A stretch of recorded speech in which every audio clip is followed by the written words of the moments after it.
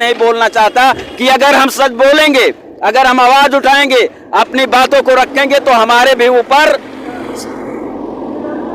जिम्मेदार लोगों द्वारा नोटिस भेज दिया जाएगा, हमें भी पूछताछ के लिए कोर्ट में जाना पड़ेगा। इसलिए हमारे देश की जनता नहीं बोलना चाहती। लेकिन मैं अपने चैनल के माध्यम से आप सभी देशवासियों से अपील करूंगा और आप सभी देशवासियों से कहना चाहूंगा कि ऐसे तस्वीरों को जहां भी देखें अपने मोबाइल में कैद करें और शासन प्रशासन तक ऐसे तस्वीरों को पहुंचाएं और उनसे सवाल करें। मुस्कुराइए कि हम राजधानी लखनऊ में हैं। नमस्कार, मैं हूं अटल बिहारी शर्मा और आप देख रहे हैं आवाज जन जन की, अपराध भ्रष्टाचार के खिलाफ आवाज। जैसा कि आप सबको पता है कि मैं लगातार लखनऊ के सड़कों का क्या है हाल दिखाने का प्रयास करता हूं और जहां पर अतिक्रमण होता है, जहां पर रोड टूटा फूटा होता है और जहां पर यातायात व्यवस्था बाधित होती है, वहां की भी तस्वीर मैं बेहिचक दिखाता हूं। आपको मैं बता दूं कि इस समय मैं जहां पर खड़ा हूं, ये चंद कदमों पर आप देख सकते हैं कि वहां पर रोड इस तरह टूटा है कि वहां हादसे का शिकार ये होंगे और ये होंगे। आपको मैं बता दूं कि किस तरह से राजधानी लखनऊ के सड़कों का हाल है और किस तरह से लोगों का हाल बेहाल है। जब ये एक पैंट खरीदते हैं तो इसका टैक्स देते हैं, ये जो इन्होंने जैकेट पहना है इसका भी टैक्स दिया है और इन्हीं के दिए हुए टैक्स के पैसों से अधिकारियों को सैलरी मिलती है और शासन सत्ता चलता है। लेकिन जब इनकी समस्याओं का समाधान करना होता है तो जैसे आप गांव में देखे होंगे, अगर आप लोग गांव के रहने वाले होंगे तो जानते होंगे कि जब गरीबों के कपड़े फट जाया करते थे तो उनके पैंट पर और उनके शर्ट पर चकती लगा दिया जाता था। वही चकती लगाने का काम सड़कों पर हो रहा है। सरकार गड्ढा मुक्त प्रदेश बनाने की बात करती है, लेकिन प्रशासन में बैठे जो लोग भ्रष्टाचार में लिप्त हैं वो कामों को किस तरह से करते हैं कि कुछ ही दिन में सड़कें विकराल रूप धारण करके धंस जाती हैं। यहाँ कुछ लोग हैं, हम उनसे जानना चाहेंगे और बातचीत करेंगे कि आखिर इन लोगों का क्या कुछ कहना है। क्या नाम है सर आपका? सर लक्ष्मण। आप यहीं रहते हैं? जी सर। ये जिस रोड पे हम खड़े हैं, लोगों का कहना है कि ये कई बार रोड धंस चुका है। जी धंस चुका है। अभी कितने दिन पहले यहाँ पे धंसा हुआ था? सर अभी भी आज ही सुबह हम निकल रहे थे ऑफिस से, ड्यूटी पे सुबह 6 बजे 11 बजे तो तब सही था। उसके बाद 11 बजे बाद 11 बजे के बाद जो है तब धंसा है। एक तरफ जो है बना के जाते हैं तो दूसरी तरफ सड़कें धंस जाती हैं। ये कहाँ तक सही है, कहाँ तक गलत है? क्या नाम है आपका? नाम से वैल्यू नहीं होती है, वह वैल्यू होती है भारत से, कि हम भारतीय हैं, हम भारत के नागरिक हैं और हमारा जो फर्ज बनता है कि एक दूसरे की सेफ्टी और एक दूसरे के, अब आप यहाँ से देख लीजिए बालिंटर से उदयगंज सदर तक के कहीं पे भी आप जाइए, रोडों का हाल देख लीजिए कि चलना बहुत मुश्किल पड़ जाता है लोगों को। वही है कि हर जगह पे एक जैसे कि फटा हुआ कपड़ा हम लोग पहनते हैं, उसके ऊपर हम लोग पैच लगा लेते हैं, वही चीज़ इस पे। तो हम लोगों ने सरकार जो बनाई है इसलिए नहीं बनाई है कि हम लोग पैच बनाएं।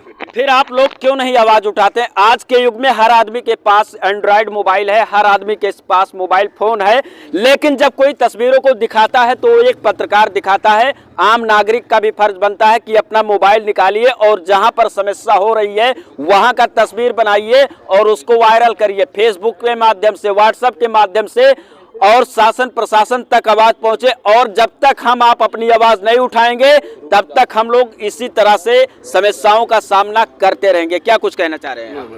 कुछ नहीं कहना चाह रहे हैं?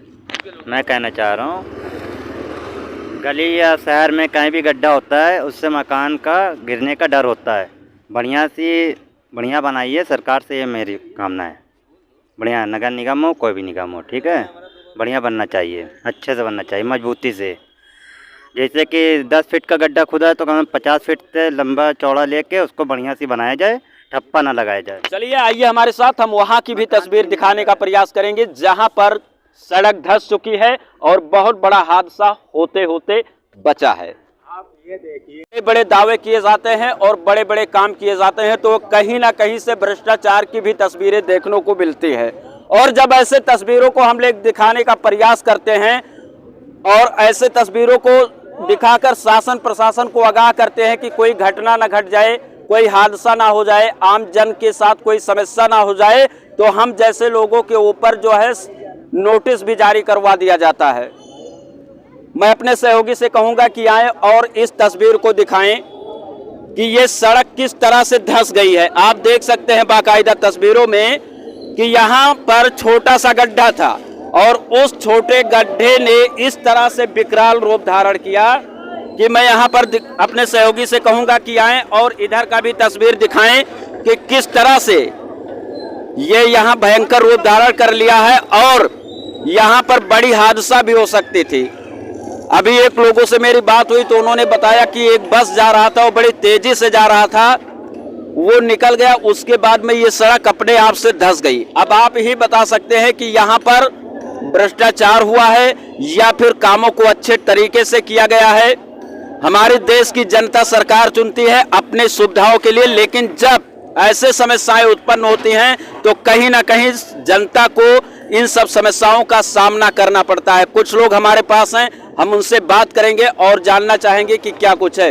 अब आप देख सकते हैं कि ये भाई साहब मेरा तस्वीर बना रहे हैं, वीडियो बना रहे हैं, अच्छी बात है, लेकिन हर आदमी के पास मोबाइल है, हर आदमी को ऐसे तस्वीरों का वीडियो बनाकर सोशल मीडिया के माध्यम से वायरल करना चाहिए और शासन प्रशासन तक इस बात को पहुंचाना चाहिए ताकि भ्रष्टाचार पर अंकुश लगे और हमारे देश की जनता खुशहाल रहे। क्या नाम है दादा आपका?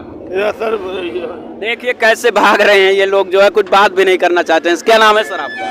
मेरा शंकर। यहीं पे रहते हैं?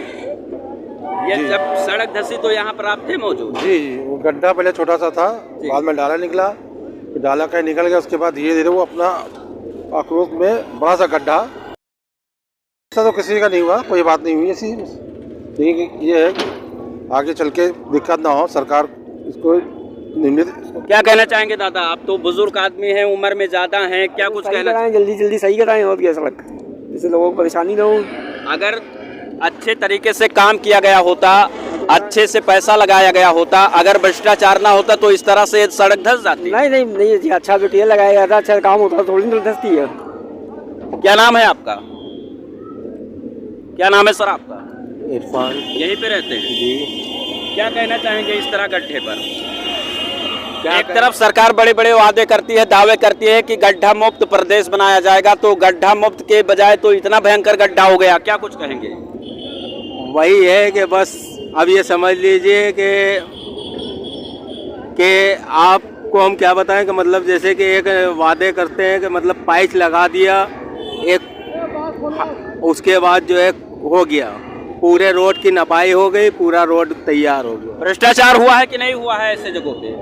ऐसे बिना भ्रष्टाचार तो नहीं हुआ है, मगर यह है कि गड्ढा था यहाँ पर और गड्ढा इनको सही से काम नहीं हो रहा है। यहाँ पर थोड़ा बहुत होता, टिप टाप लगा दिया जाता है और काम हो जाता है। तो आप देख सकते हैं कि इधर बैरिकेड भी कर दिया गया है और ये जो है बुलडोजर और जेसीबी और ट्राली सारी चीजों को यहाँ पे उपलब्ध करवा दिया गया है। आप तस्वीरों में देख सकते हैं कि ये कार्य प्रगति पर है। अब इसको जल्द से जल्द बना दिया जाएगा और फिर लीपा पोती कर दिया जाएगा, और लीपा पोती करने के बाद ये कितना दिन तक फिर चलेगा या फिर आने वाले समय में ये सड़क इसी तरह से विकराल रूप फिर धारण कर लेगा, ये अपने आप में एक बड़ा सवाल है।